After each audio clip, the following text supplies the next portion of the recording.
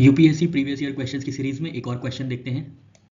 Statement 1 UPSC pre 24 में दिया गया था, Indian flying fox is placed under vermin category in wildlife protection act 1972। Wildlife protection act 1972 के अंदर Indian flying fox को vermin category में categorise किया गया है। ये स्टेटमेंट 1 में बताया गया था। स्टेटमेंट 2 में बताया गया था, Indian flying fox feeds on the blood of other animals. तो इंडियन फ्लाइंग फॉक्स की डाइटरी हैबिट्स बताई गई थी कि वो फीड करते हैं ब्लड ऑफ अदर एनिमल्स पे। ये दो स्टेटमेंट दिए थे, तो इसका सही आंसर था statement 1 is correct and statement 2 is false.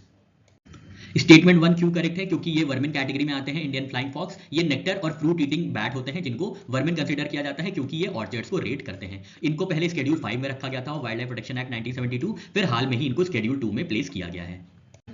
Statement 2 incorrect है क्योंकि इंडियन फ्लाइंग फॉक्स जो होते हैं बैट होते हैं, ये फ्रूगीवोर होते हैं जो कि फीड करते हैं फ्रूट्स पे, नेक्टर पे, फ्लावर्स पे, ना कि ब्लड ऑफ अदर एनिमल्स पे। इंडियन फ्लाइंग फॉक्स जो है largest bat, one of the largest bat species in the world है।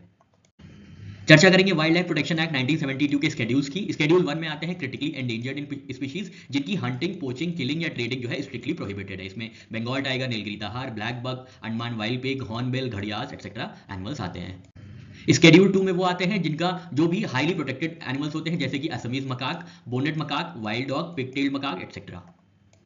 शेड्यूल 3 में वो स्पीशीज आते हैं जो कि एंडेंजर्ड तो नहीं होते हैं, फिर भी उनको प्रोटेक्ट किया जाता है hunting, trading, poaching, killing etcetera से, जैसे कि बार्किंग डियर हो गया, चीतल हो गया एक्सेट्रा। शेड्यूल 4 में जो आते हैं वो हंटिंग, पोचिंग, किलिंग और trading of wildlife species are also prohibited. तो इनकी भी प्रोहिबिशन है ट्रेडिंग वेडिंग करने से, जैसे कि हेज हॉग हो गए, गीज हो गए, बुलबुल्स हो गए, फैल्कन्स एक्सेट्रा।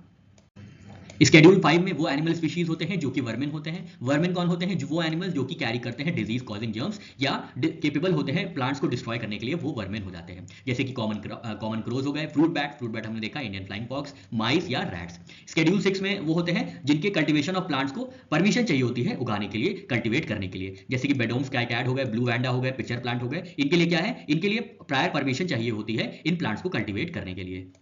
कुछ इंपॉर्टेंट स्टैट्यूटरी बॉडीज देख लेते हैं जिनको स्टैब्लिश किया गया था वाइल्ड लाइफ प्रोटेक्शन एक्ट 1972 के अंदर। तो national board for wild life को स्टैब्लिश किया गया था जिसके हेड होते हैं प्राइम मिनिस्टर और इसमें टोटल मेंबर्स होते हैं 30। State board for wild life के हेड होते हैं चीफ मिनिस्टर, इसमें मेंबर्स होते हैं 25। सेंट्रल जू अथॉरिटी के चेयरपर्सन होते हैं डायरेक्टर जनरल, इसमें मेंबर्स होते हैं 10। नेशनल टाइगर कंजर्वेशन अथॉरिटी के जो चेयरपर्सन होते हैं वो होते हैं यूनियन एनवायरमेंट मिनिस्टर, जिसमें मेंबर होते हैं 10। और tiger and endangered species crime control bureau के जो हेड होते हैं वो डायरेक्टर जनरल होते हैं।